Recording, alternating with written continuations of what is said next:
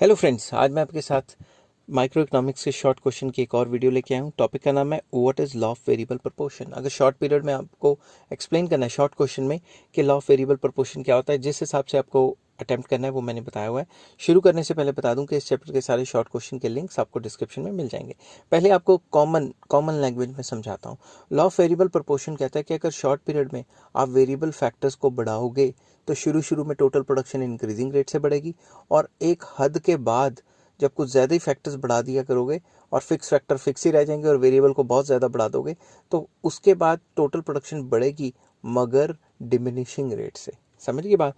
तो क्या कहता है ये कि अगर क्वांटिटी ऑफ लेबर मतलब वेरिएबल फैक्टर को शुरू में बढ़ाओगे तो टोटल प्रोडक्शन इंक्रीज होगा इंक्रीजिंग रेट से। मैं यहाँ लिख रहा हूँ इंक्रीजिंग रेट से।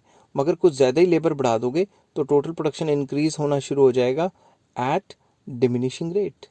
डिमिनिशिंग रेट, समझ गई बात? अब इसको सिंपल इंग्लिश में मैंने लिखा हुआ है कि law of variable proportion states that if the per unit input of a factor of production are increased in uniform units, मतलब होमोजीनियस लेबर है जो आपने बढ़ाया, and the quantity of all the factors of production are kept constant, मतलब सिर्फ variable factor बढ़ रहा है बाकी सारे फैक्टर सेम है, then the total output of the commodity will go up, but after certain point the magnitude of increase will slowly starts decreasing. मतलब कि शुरू में तो इंक्रीजिंग रेट से बढ़ेगा, बाद में मैग्नीट्यूड डिमिनिशिंग रेट से बढ़ना शुरू हो जाएगा। मैं आपको एक एग्जांपल देता हूँ। एक शोरूम है, उसमें शुरू में सेल्समैन बढ़ाएंगे तो काम अच्छा चलेगा, ठीक है ना। अगर कुछ ज़्यादा ही सेल्समैन बढ़ा दिए और शोरूम तो एक गिवन है ना, फिक्स फैक्टर है वो, तो एक ही जगह पे ज़्यादा सेल्समैन इकट्ठे कर दिए तो फिर वो तो डिमिनिशिंग रेट हो जाएगी ना, क्योंकि बंदे ज़्यादा हो जाएंगे और काम कम हो जाएगा।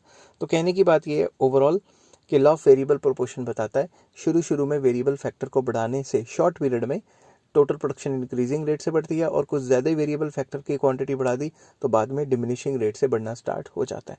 आई होप ये वीडियो आपको पसंद आई होगी। अगर पसंद आती है तो please like share and subscribe. इस चैप्टर के सारे शॉर्ट क्वेश्चन के लिंक्स आपको डिस्क्रिप्शन में मिल जाएंगे। Take care, bye bye.